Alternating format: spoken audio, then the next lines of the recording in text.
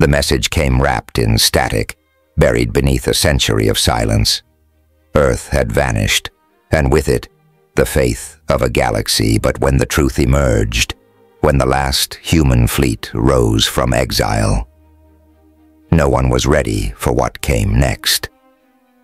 The hum of activity in the Titan observation post suddenly ceased as the transmission cut through every channel. Grand Arbiter Kraltos's holographic visage, a mass of undulating tentacles and compound eyes, filled the screens. His resonant voice echoed through the station, sending chills down the spines of the human crew, sentient beings of the Galactic Confederation. I come before you with grave news. The human species, once thought to be a potential ally, has revealed its true nature. We have irrefutable evidence of their involvement in heinous acts of terrorism against our peaceful colonies.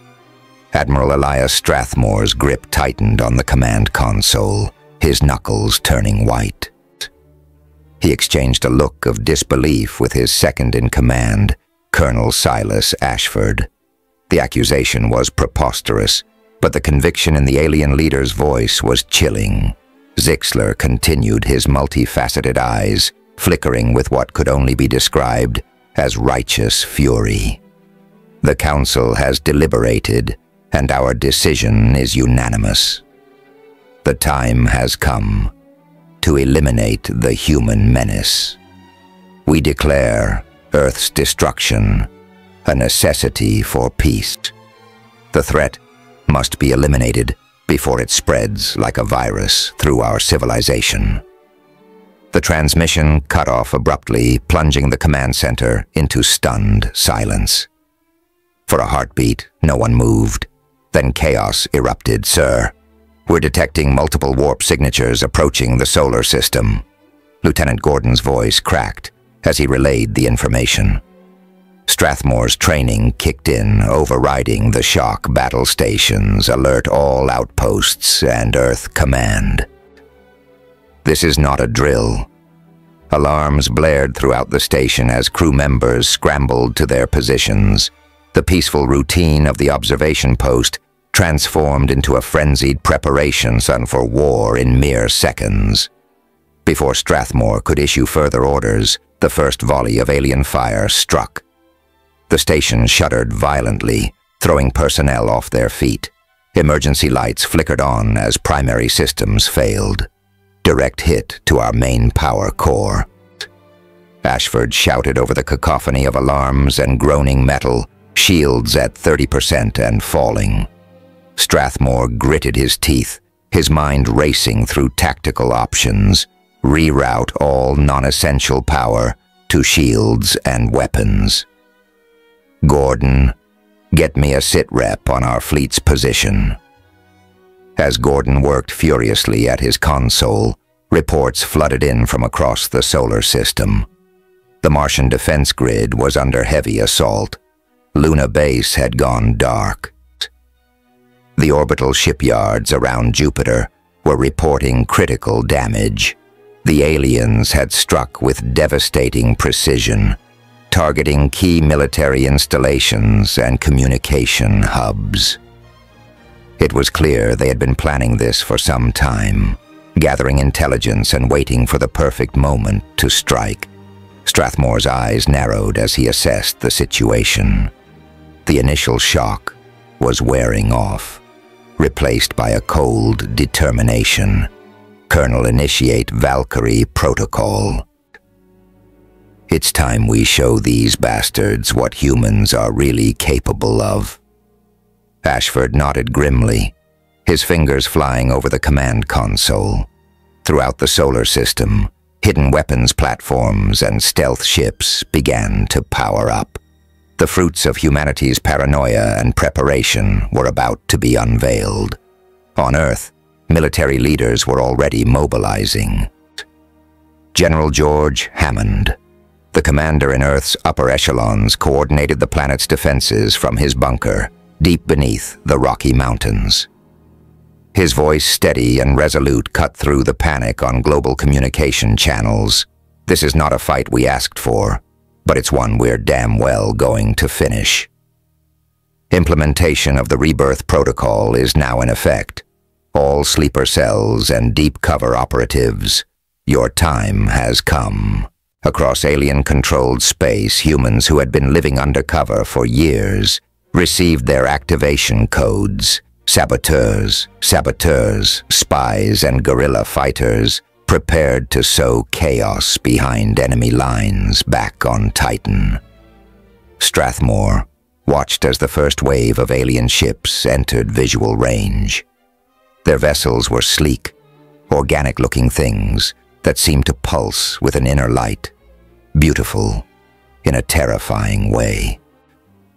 Sir Europa Base is reporting success with Project Medusa. Gordon called out a hint of excitement in his voice. They're ready to deploy on your command. A grim smile spread across Strathmore's face. Project Medusa was a last resort weapon, a swarm of nanobots designed to infiltrate and disable alien technology. It was untested in real combat, but desperate times called for desperate measures. Give them the green light, Strathmore ordered, and prepare to launch our phantom squadrons. Let's show these arrogant bastards why you don't pick a fight with humanity. As the order was relayed, a new kind of tension filled the air. The initial shock had passed, replaced by a steely resolve. Humanity had been caught off guard, but they were far from defeated. In fact, they were just getting started. The first human counterattack came not from a warship or a missile, but from a humble maintenance bot on one of Saturn's moons. Reprogrammed on the fly by a quick-thinking engineer, it latched onto an alien frigate and began to broadcast a powerful electromagnetic pulse, disrupting the ship's systems. It was a small victory, but it sparked a chain reaction of human ingenuity across the solar system. On Mars, colonists jury-rigged mining equipment into makeshift weapons. In the asteroid belt, prospectors used their deep space navigation skills to lay intricate traps for the invading forces. Admiral Strathmore watched the tactical display with growing satisfaction. The alien advance was slowing confusion evident in their movements. They had expected a swift victory against an unprepared foe. Instead, they found themselves facing an enemy that grew more formidable with each passing minute. Sir Colonel Ashford called out a note of awe in his voice. "You need to see this." On the main screen, a live feed from Earth appeared. It showed ordinary citizens forming human chains to rapidly construct makeshift fortifications. Engineers were modifying civilian vehicles for combat roles. Even children were contributing using their gaming skills to pilot drone swarms that harassed alien ships. The sight filled Strathmore with a fierce pride. This was humanity at its finest, adaptable, resilient, and utterly unwilling to go down without a fight. "All right, people," he addressed his crew, his voice carrying the weight of command and the fire of determination. "The warm-up's over. It's time to show these aliens why picking a fight with humanity was the biggest mistake they've ever made. Let's make every shot count." As the Titan observation post prepared to join the fray in earnest, similar scenes were playing out across human-controlled space. The galaxy was about to learn a harsh lesson. Humans were not just another species to be conquered. They were a force of nature, unpredictable, innovative, and absolutely relentless when backed into a corner. A crackling transmission cut through the static at the Titan observation post. Captain Kane Lee's calm but firm voice carried a quiet anticipation as it echoed through the command center. "Admiral Strathmore, this is the Nebula Voyager.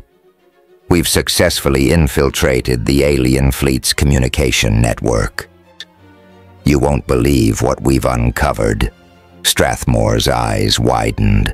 The Nebula Voyager, a stealth recon vessel, had been radio silent for months, deep in alien territory. "Report." "Captain, sir, the alien's neural network is organic. It's susceptible to biochemical interference.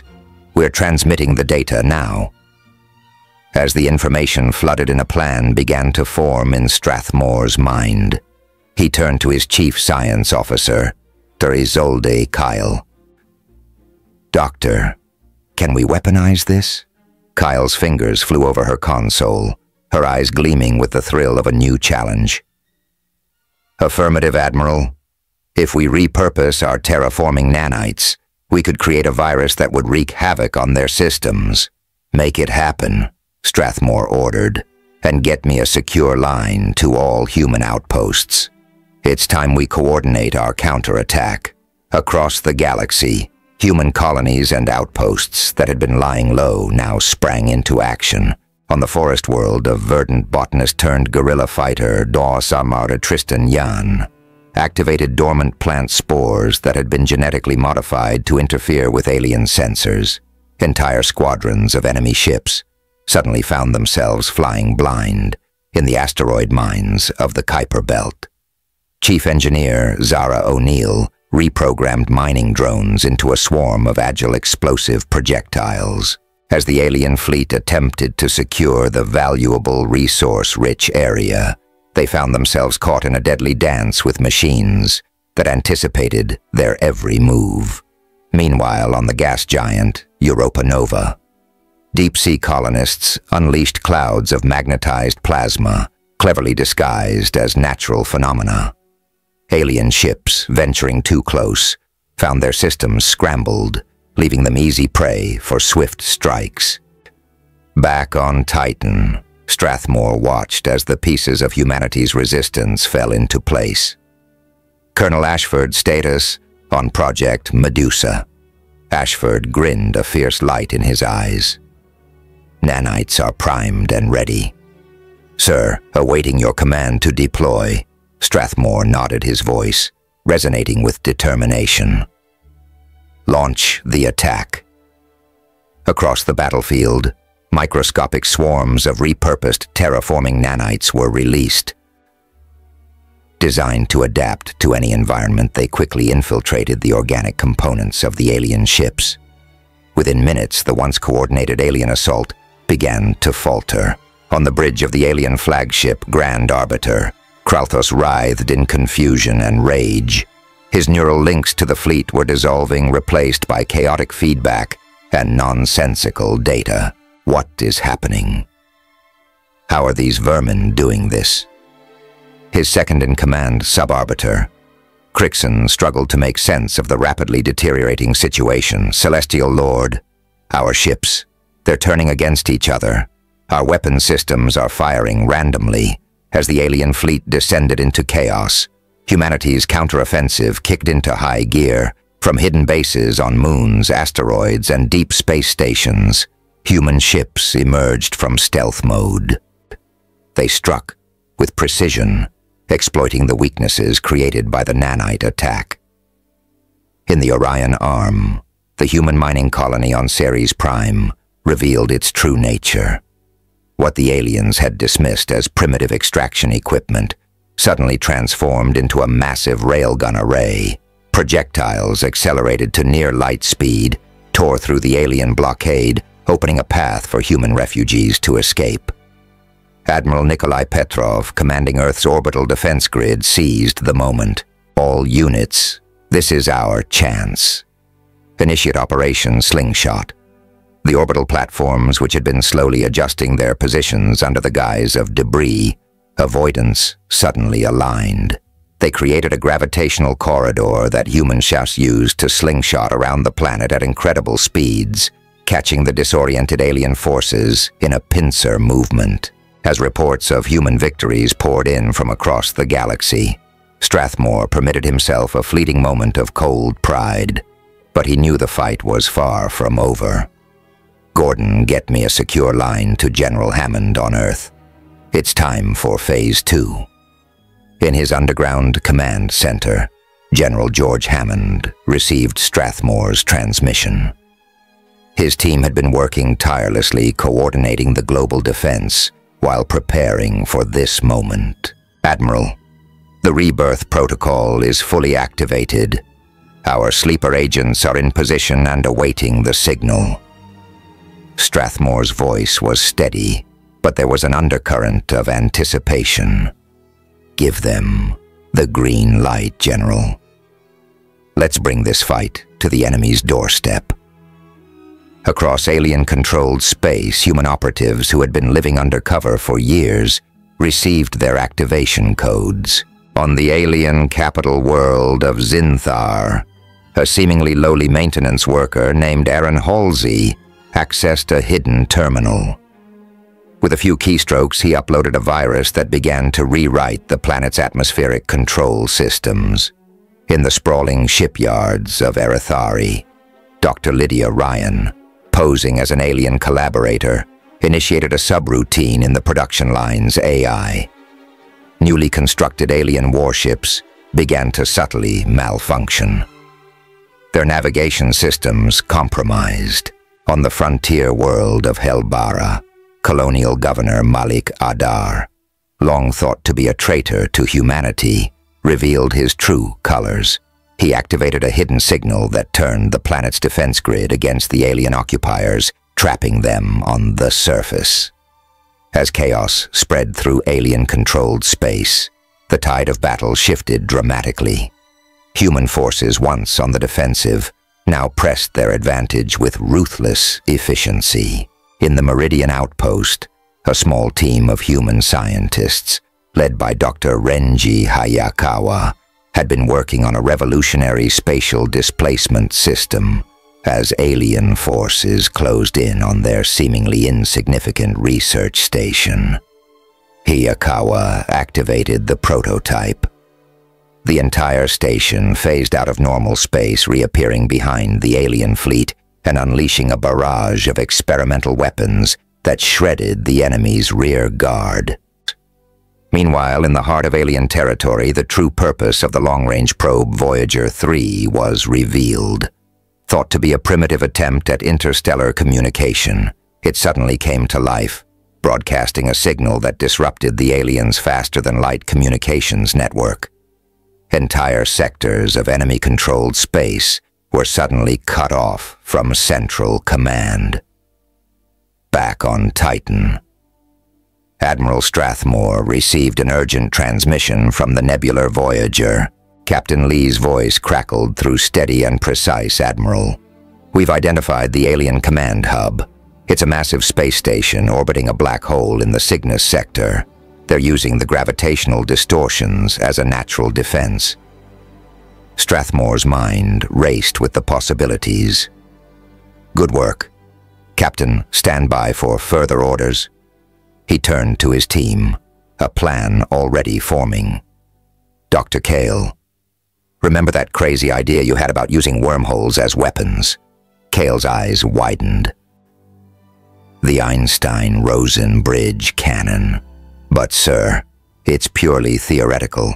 We've never tested it in combat conditions.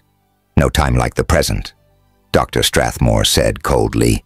"Get a team together. You have 6 hours to make it operational." As Kale hurried off, Strathmore addressed the rest of his command staff. "This is our chance to end this war before it truly begins. I want every available ship ready to move on my command. We're taking the fight directly to their leadership." Across human space, the message spread. Ships of all sizes, from massive dreadnoughts to nimble fighters, began to converge. Civilian vessels were quickly retrofitted for combat roles. Every available resource was poured into this final decisive push. In orbit around Jupiter, the massive shipyards that had been burning just hours ago were now a hive of frenetic activity. Engineers worked at breakneck speed, fitting ships with experimental weapons and defenses. The fruits of 100 classified research projects were unleashed. technologies that had been deemed too dangerous or unpredictable for peacetime use. On Mars, the subterranean cities that had served as shelter during the initial attack now became command centers for the counteroffensive, strategic AI quantum computers that could process battlefield information faster than any organic mind coordinated the movements of the human fleet with unprecedented precision. As the hours ticked by, tension mounted across human-controlled space. This was to be humanity's defining moment, a battle that would determine not just the outcome of this war, but the future of the species in the galactic community.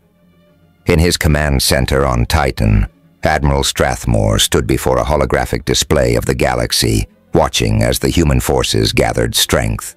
The alien fleet, still reeling from the nanite attack and the activation of sleeper agents, was in disarray. But Strathmore knew better than to underestimate them.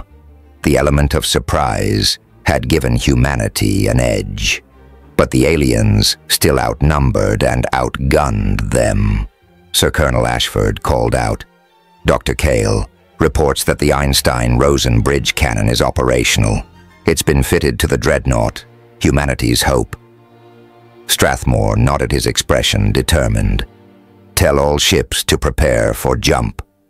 We launch in 10 minutes." As the countdown began, Strathmore addressed his forces one last time. "Men and women of Earth and her colonies, this is Admiral Strathmore. In a few moments we will embark on the most important mission in human history. The aliens thought they could crush us with a single, overwhelming strike. They thought we were weak, divided, unprepared. They were wrong." He paused, his voice steady and resolute.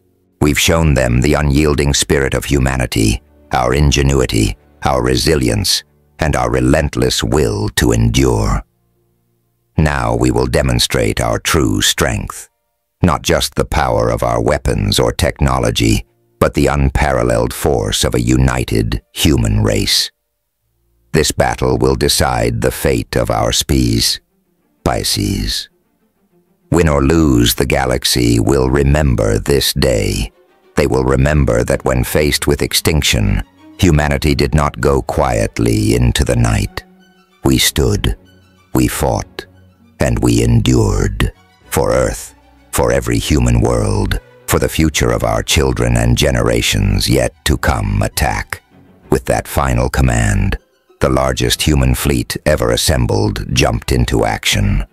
Thousands of ships, from every corner of human-controlled space, leapt into faster-than-light travel, converging on the Cygnus sector. As they dropped out of FTL near the alien command hub, the battle that would decide the fate of humanity began in earnest.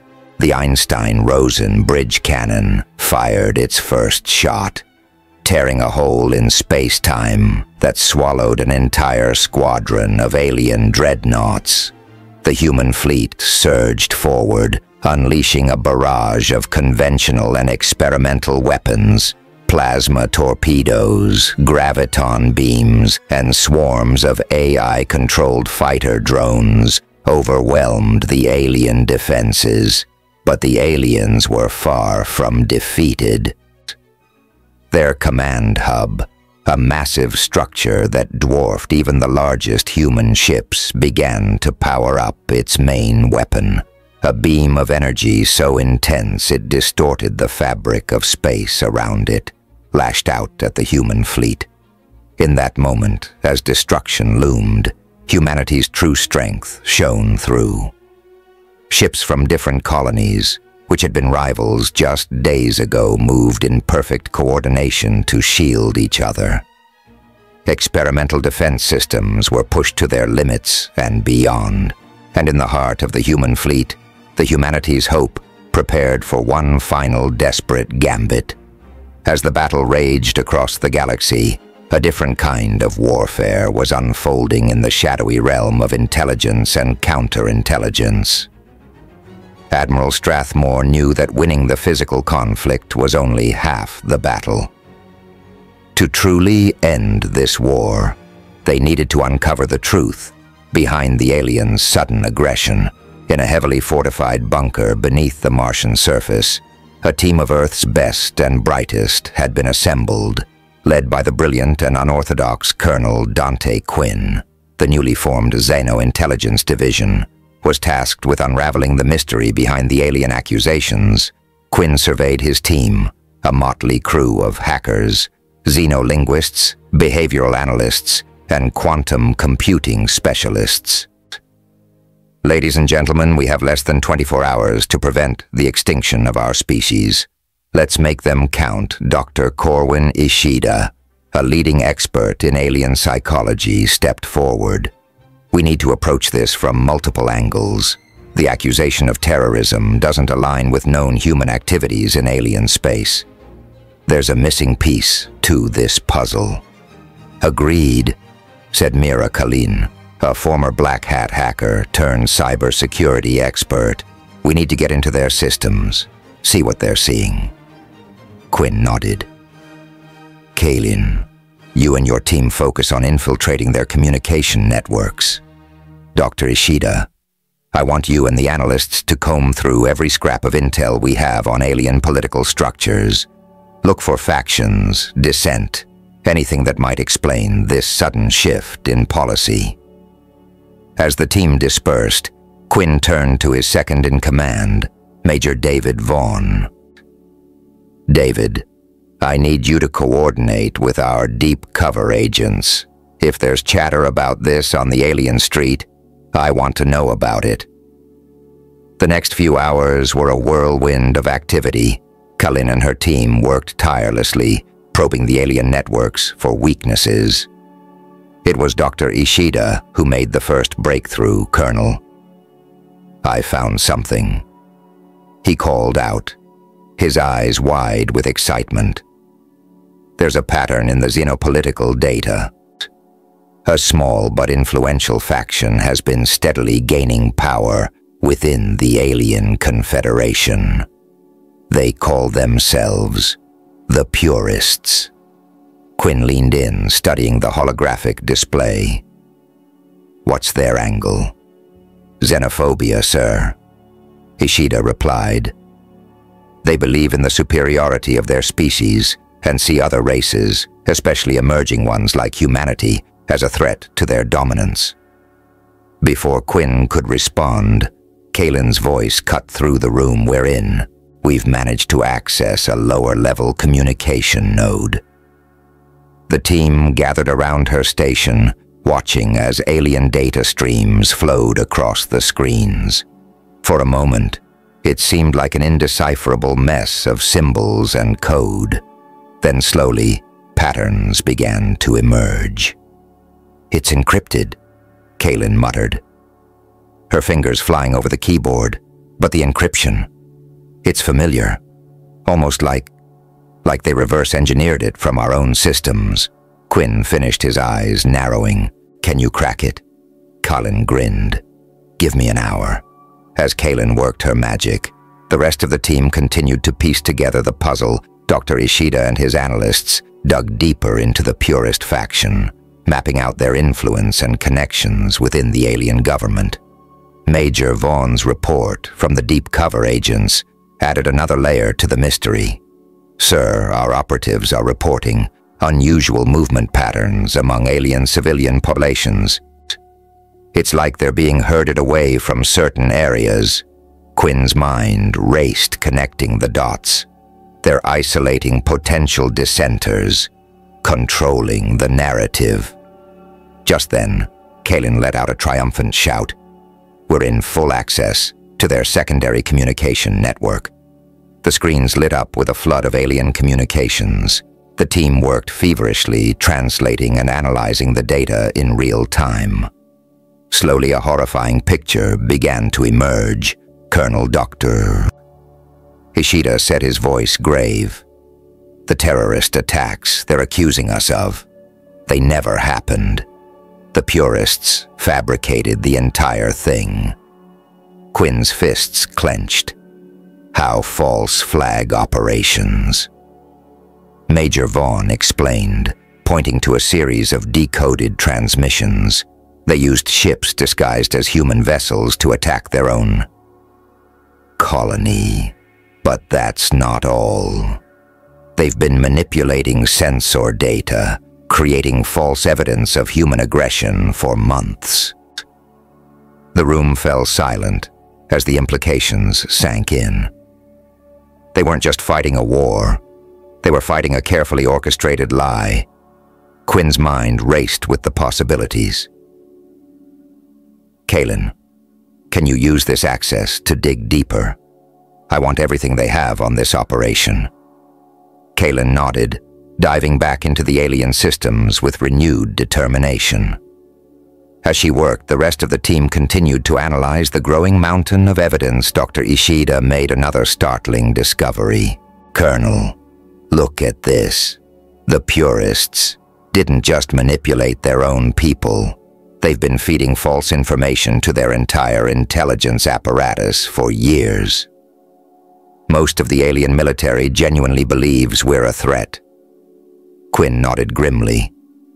They've created a self-fulfilling prophecy. By pushing us into a corner, they've forced us to fight back, confirming their lies in the eyes of their people.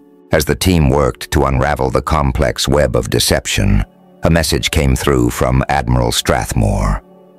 The human counteroffensive was gaining ground, but the aliens were becoming increasingly desperate. They needed to expose the truth, and fast. Kaylin suddenly sat up straight, her eyes wide. Colonel, I found something big. It's a sealed communication channel, heavily encrypted. Whatever it is, they really don't want anyone to see it. Quinn leaned in. Can you crack it? Kaylin hesitated. Maybe, but it'll take time. Time we don't have. It was then that Dr. Ishida had an epiphany. What if we don't need to crack it? What if we could predict what's in it? The team looked at him in confusion. Ishida continued, excitement building in his voice. We've been analyzing their psychology, their patterns of behavior. What if we could use that to construct a message so convincing, so perfectly aligned with their expectations that they believe it's genuine? Quinn's eyes lit up a false flag. We feed them their own medicine. The team sprang into action. Dr. Ishida and his analysts worked to craft a message that would perfectly align with the purists' expectations. Kaylin and her hackers prepared to insert it into the alien networks, making it seem like it had always been there. As they worked, Major Vaughn coordinated with the human fleet, preparing them for the moment the truth would be revealed. Every ship, every soldier, every asset was positioned to take maximum advantage of the coming chaos. Hours ticked by, each second feeling like an eternity. Finally, Kaylin looked up from her console. It's ready. On your command. Colonel Quinn took a deep breath, feeling the weight of humanity's future on his shoulders. Do it. With a few keystrokes, Kaylin sent the carefully crafted message into the alien networks. For a moment, nothing happened. Then all at once, the alien communications exploded with activity. It's working, Ishida exclaimed, watching as the data poured in. They're believing it. The message, a supposed top-secret communication between purist leaders, detailed the entire false flag operation. It confirmed the fabrication of evidence, the manipulation of sensor data, even the use of disguised ships to attack their own people. But more than that, it revealed the purists' ultimate goal: to use the war with humanity as a pretext to seize total control of the alien confederation. As the truth spread like wildfire through the alien networks, the impact was immediate and devastating. Confusion and chaos erupted among the alien forces. Ships stopped. In mid-attack, commanders demanded confirmation of orders, and entire battle groups began to stand down. Quinn watched the unfolding chaos with a mixture of relief and satisfaction. Get me Admiral Strathmore. He needs to know what we've found. As the team prepared their report, Dr. Ishida made one final discovery. Colonel, the purists. They didn't just target us. There's evidence here of similar operations against other species. They've been manipulating galactic politics for decades. Quinn nodded, the full scope of the situation becoming clear, as the truth about the purists' deception began to spread. Like wildfire through the alien networks, the once unified Confederation forces descended into chaos. In the command center on Titan, Admiral Strathmore received Quinn's report with a mix of shock and determination. The truth was a powerful weapon, but wielding it required precision and care. Colonel Quinn Strathmore's voice crackled over the comm.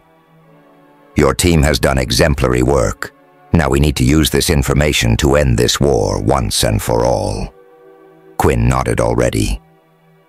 Formulating plans, understood. Admiral, what are your orders? Prepare a comprehensive data package. Everything you've uncovered, all the evidence. We're going to broadcast it to every corner of the galaxy. But first, we need to get it to the alien civilian population. If we can turn public opinion, we can force their leadership to the negotiating table. As Quinn's team worked to compile the data, human ships across the battlefield began to shift. Tactics. Instead of pressing the attack, they focused on defensive maneuvers, protecting civilian targets and neutralizing only the most aggressive alien forces. Meanwhile, human hackers and communications experts worked tirelessly to break through the alien media blockade. They hijacked communication relays, reprogrammed entertainment broadcasts, and used every trick in the book to spread the truth to the alien populace. The effect was electric. As more and more aliens learned of the purists' deception, protests erupted across their worlds. Military personnel began to question their orders, and political leaders scrambled to distance themselves from the purist faction. In the midst of this chaos, Quinn received an unexpected transmission. It was from a group claiming to be alien resistance fighters, beings who had suspected the purists' lies and had been working in secret to expose them. This is our chance. Quinn told his team if we can verify their identity and intentions, we could have powerful allies on the inside. As they worked to establish a secure communication channel with the alien resistance, reports came in from across the galaxy. The purist faction was crumbling, its leaders fleeing or being arrested by their own people. The alien military, now aware of the deception, was standing down in greater numbers. Sir, his communications officer reported, "We're picking up increased chatter across all alien frequencies. They're arguing amongst themselves." Strathmore nodded, his eyes fixed on the holographic battle map. It's time to press our advantage. Contact all fleet commanders. Operation Shattered Mirror is a go. Across the battlefield, human ships began to move with renewed purpose. The plan was audacious, relying on the confusion and disarray now spreading through the alien ranks. As the truth of the purists' lies reached more and more alien soldiers and commanders, the Confederation's chain of command began to crumble. On the alien dreadnought Unyielding Fist, Commander Drankaris stared in disbelief at the message displayed on his screen. It detailed the purists' manipulation, the false flag attacks, the years of carefully crafted lies. His mandibles clicked in agitation as he turned to his second-in-command. "Verify this immediately," he ordered, his voice trembling with barely contained rage. "And get me a direct line to High Command. I want answers." But High Command was in disarray. As the truth spread, accusations flew back and forth between different factions. Some denied the allegations vehemently, while others began to turn on the purists, seeking to distance themselves from the deception. Back on the Tempest, Strathmore received a transmission from Colonel Quinn's intelligence team. Admiral Quinn's voice crackled through. "We've finally made contact with the alien resistance they're offering to help coordinate with sympathetic elements within the Confederation fleet." Strathmore's eyes narrowed. "Can they be trusted?" "We believe so, sir. They've provided verifiable intelligence that corroborates what we've uncovered. More importantly, they have access to communication channels we can't reach." The Admiral nodded. "Very well. Coordinate with them, but stay alert. This could still be a trap." As Quinn's team worked with the alien resistance, human ships continued to broadcast the truth on all frequencies. The message was clear. The war was based on lies, and the human forces were standing down from offensive operations. They called for an immediate ceasefire and open dialogue. Aboard the unyielding fist, Commander Drenkaris made his decision. "All ships under my command," he broadcast, his voice firm, despite the turmoil in his hearts. "Stand down.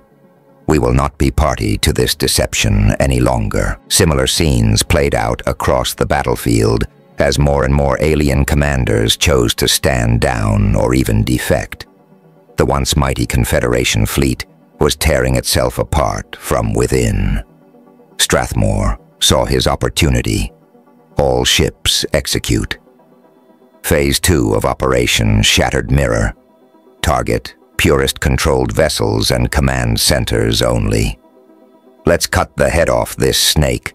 Human vessels surged forward, their movements precise and coordinated. They struck with surgical precision, disabling key Purist ships and installations, while avoiding fire from the confused and disorganized remainder of the alien fleet. Strathmore watched as the massive alien command hub, a space station that had once coordinated the entire invasion fleet, began to list to one side. Its defenses flickered and died. As internal conflicts reached a boiling point, sir, his tactical officer reported, "The alien command hub is vulnerable. Their shields are down and we're detecting multiple hull breaches." Strathmore nodded grimly. "Prepare boarding parties. I want that station taken intact if possible. The intelligence we could gather there could end this war for good."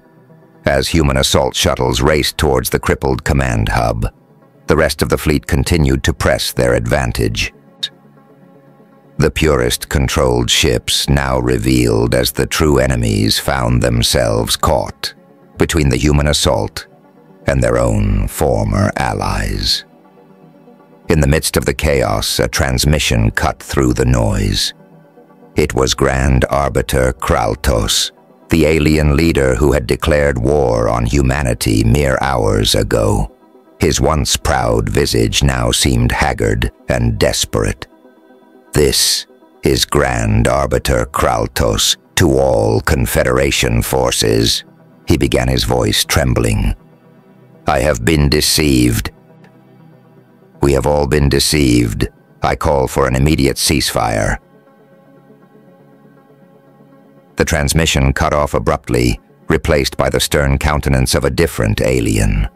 This one bore the insignia of the Purist faction. "Disregard that last transmission," the new voice commanded. "It is a human trick.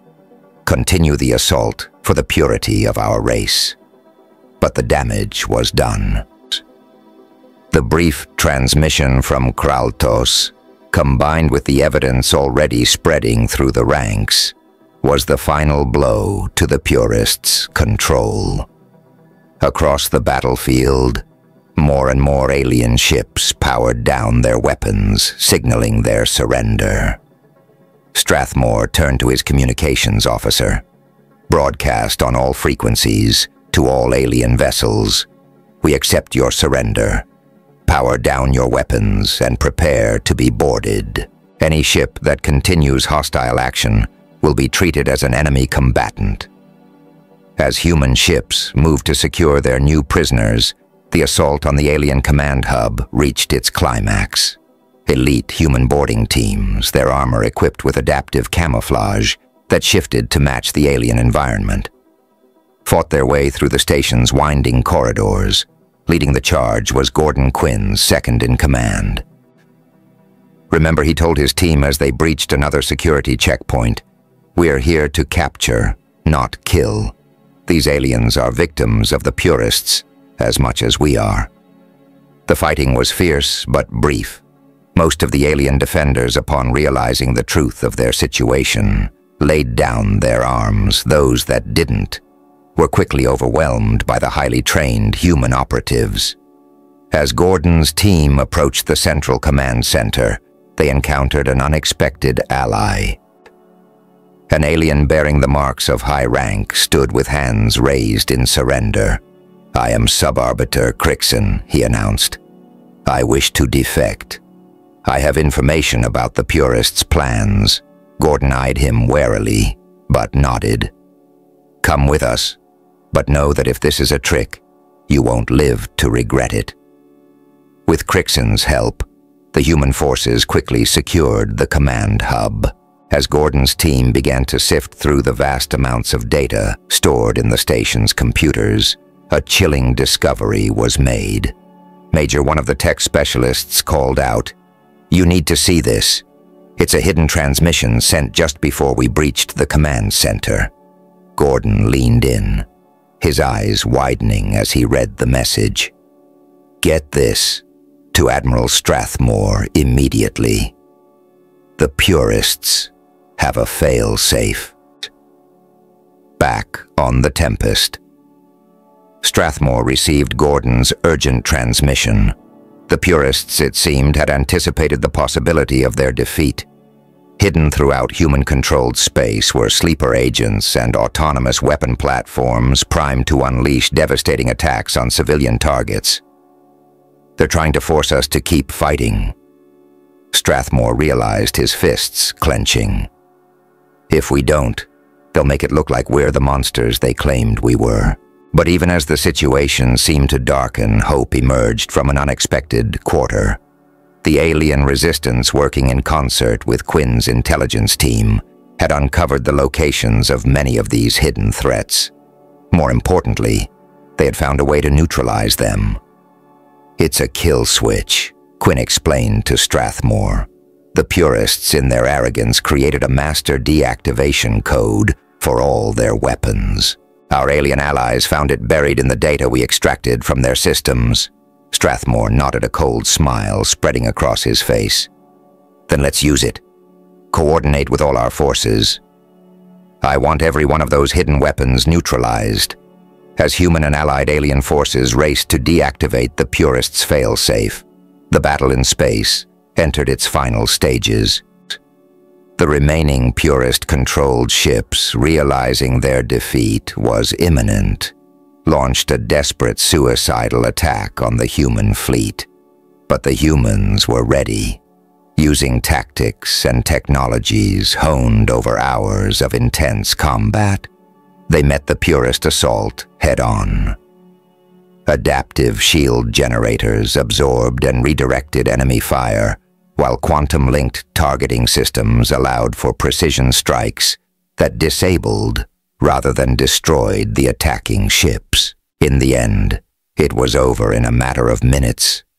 The last Purist vessel, its engines crippled and weapons silenced, drifted helplessly in space. In just a few short hours, humanity had gone from the brink of extinction to achieving a victory that would reshape the galaxy. They had faced an enemy that outgunned and outnumbered them, armed with little more than their wits, courage, and an unwavering determination to survive. But Strathmore knew the real work was just beginning. As he prepared to contact Earth with news of their victory, he pondered the challenges that lay ahead.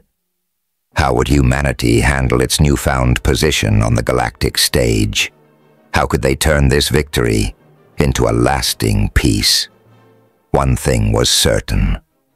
The galaxy would never be the same again, and humanity, the species that had been dismissed as primitive upstarts mere hours ago, would play a central role in shaping its future. As the last echoes of battle faded, Strathmore straightened his uniform and turned to his communications officer. "Get me a channel to Earth Command," he ordered. "It's time to let them know that not only have we survived, but we've changed the course of galactic history." The officer nodded, and as the familiar tones of an establishing connection filled the bridge, Strathmore allowed himself a small smile. Against all odds, humanity had prevailed, and their greatest adventure was just beginning, months after the war's end as the new galactic order began to stabilize. Admiral Strathmore stood aboard the observation deck of Concordia Station, the newly constructed headquarters of the Galactic Council. Below him, the blue marble of Earth slowly rotated, while all around ships of various alien designs moved in carefully choreographed patterns. Colonel Quinn joined him, looking out at the star-studded expanse. "Did you ever imagine it would turn out like this?" he asked quietly. Strathmore shook his head. "Never in my wildest dreams. We went from facing extinction to helping shape the future of the galaxy in a matter of hours. It's humbling." Quinn nodded. "The real question is, where do we go from here?" As if in answer, a soft chime indicated an incoming transmission. A holographic display sprang to life, showing a star map of a distant sector. "Gentlemen," a voice announced, "we've detected an anomaly that doesn't match any known phenomenon. We believe it may be evidence of something beyond our current understanding of the universe." Strathmore and Quinn exchanged a look, a familiar glint of excitement in their eyes. The same spirit that had allowed humanity to overcome impossible odds now drove them to explore the unknown. "Prepare a ship," Strathmore ordered. "It's time for humanity to take its next great leap." As preparations for the new mission began, news of the discovery spread rapidly across Earth and its colonies. The excitement was palpable. Humanity, so recently on the brink of annihilation, was now poised to push the boundaries of known space. The ship chosen for this historic mission was the Endeavour, a state-of-the-art vessel that combined the best of human ingenuity with carefully integrated alien technology. Its crew, a mix of seasoned veterans from the war and bright young minds from Earth's top scientific institutions, represented the best humanity had to offer. On the day of launch, millions gathered to watch both in person and via holographic projections. Admiral Strathmore, standing at the podium before the assembled crowd, felt the weight of the moment today. He began his voice, carrying across the hushed audience. "We embark on a journey not just of exploration, but of redemption. Mere months ago, we fought for our very survival. Now we reach out to the stars. Not in fear, but in hope. Not in aggression, but in curiosity." He paused, looking out at the sea of faces before him.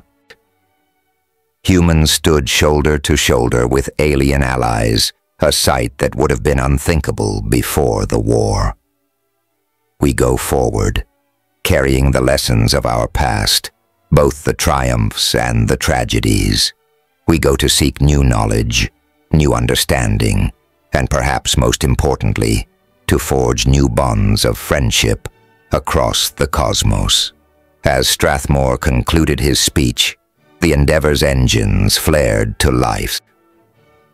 The crowd cheered as the ship rose majestically into the sky, quickly becoming a distant point of light among the stars. Aboard the ship, Colonel Quinn, now captain of the Endeavour, looked out at the receding Earth. "Admiral," he said over the comm link, "any final words before we make the jump?"